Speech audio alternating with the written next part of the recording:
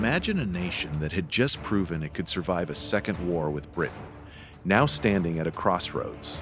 The old partisan bitterness seemed to fade. New states entered the Union, and for a moment it felt as if the country might simply grow in peace. Welcome to History in Decades. I'm Jim Rand. Today we walk through the years 1820 to 1830, the decade when the era of good feelings slowly gave way to sharper contests, when canals tied distant markets together, and when ordinary citizens claimed a louder voice in choosing their leaders. The decade opened under James Monroe. He had been re-elected in 1820 with almost no opposition. The Federalist Party had nearly vanished. Many called it the era of good feelings. The name was hopeful. It was never entirely accurate. Beneath the surface, questions about slavery, land, money, and power continued to press. In 1820, Congress struck a careful bargain. Missouri would enter as a slave state, Maine would enter as a free state, and a line was drawn across the Louisiana Purchase at 36 degrees 30 minutes. North of that line, slavery would be prohibited in the remaining territories. Henry Clay helped guide the compromise through. It kept the Union together. It did not settle the deeper question. Ordinary families already moving west carried that tension with them. Some saw opportunity in new land. Others saw the quiet expansion of a system that treated human beings as property. The compromise bought time. It did not buy peace of mind. Across the Americas, Spanish power continued to collapse. Mexico secured independence in 1821. Other republics rose in South America. President Monroe and his Secretary of State, John Quincy Adams, watched carefully. In December 1823, Monroe delivered a clear message to Congress. The Western Hemisphere was no longer open to future European colonization. The United States would regard any attempt to reassert European control as a threat to its own peace and safety. What later generations called the Monroe Doctrine was, at the time, a statement of confidence and caution. America would not meddle in Europe's wars. In return, Europe should leave the newly independent nations of the Americas alone. It was a claim of influence more than a promise of power. The young republic still lacked the navy to enforce every word, yet the principle was set. Meanwhile, something practical was changing the lives of farmers and merchants. In New York, the Erie Canal was under construction.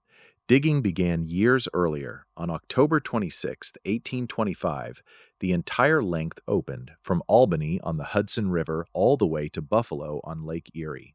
Boats that once took weeks over rough roads could now move grain, lumber, and manufactured goods far more cheaply. Western farmers suddenly had better access to Eastern markets. Eastern cities gained cheaper food.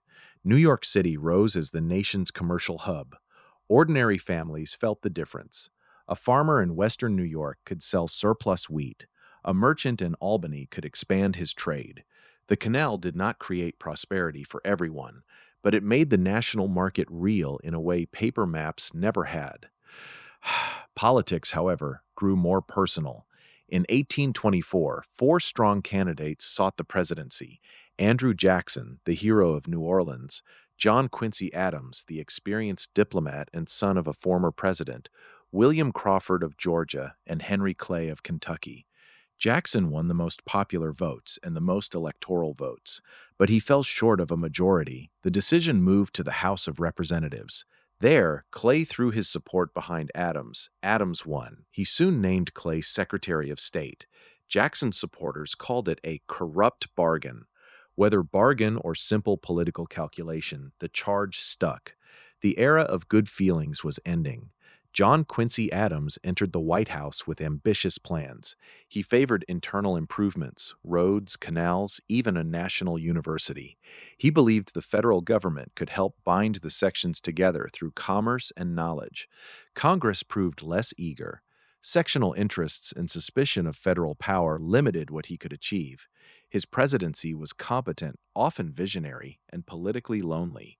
Then, on July 4, 1826, the 50th anniversary of the Declaration of Independence, two old rivals died on the same day.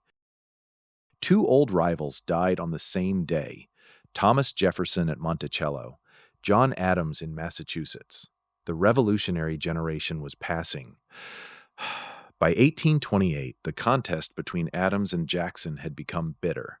Charges of corruption, aristocracy, and personal scandal flew in both directions. It was one of the dirtiest campaigns the young republic had seen. Jackson won in a landslide. Voter turnout rose sharply.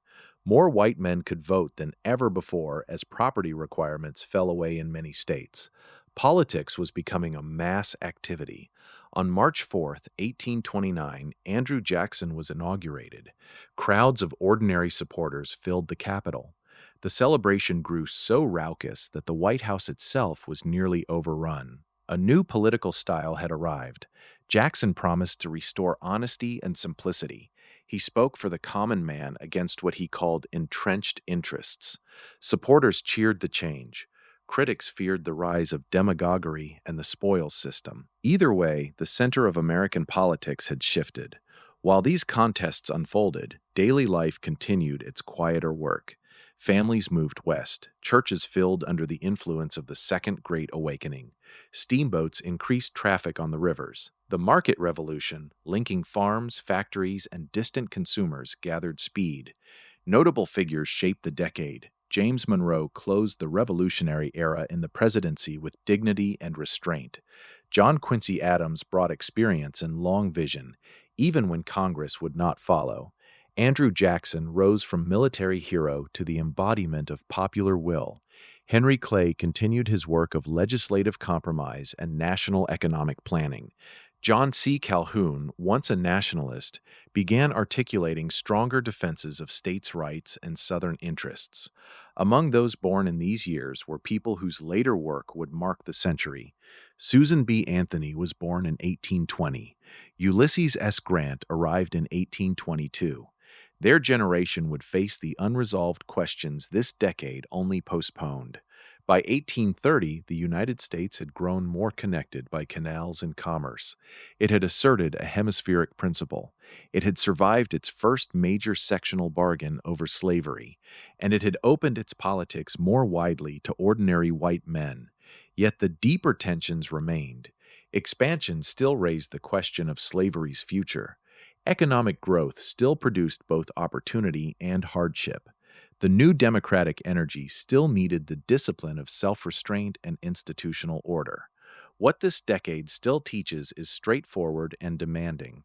A nation can enjoy relative peace and still face hard choices about its character. Infrastructure can bind distant regions and still leave moral questions unresolved. Opening politics to more voices can strengthen a republic or test its capacity for wisdom. Ordinary people kept clearing land, raising families, building churches and schools, and trying to pass something better forward. Their daily work rarely makes the headlines. It remains the foundation. Stability isn't given to us. It must be guarded by vigilant, self-reliant people who are committed to passing it on to the next generation. This has been History in Decades. I'm Jim Rand. See you in the next decade.